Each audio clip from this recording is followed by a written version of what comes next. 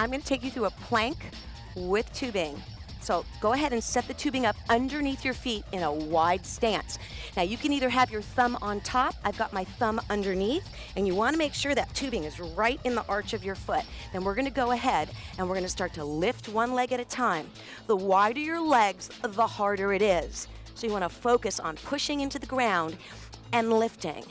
Now I'm really struggling to keep my legs wide. The tubing not only is pushing in, but you're resisting to the up. Then I'm gonna go ahead and change one of my feet, and we're gonna start to do a single leg donkey kick.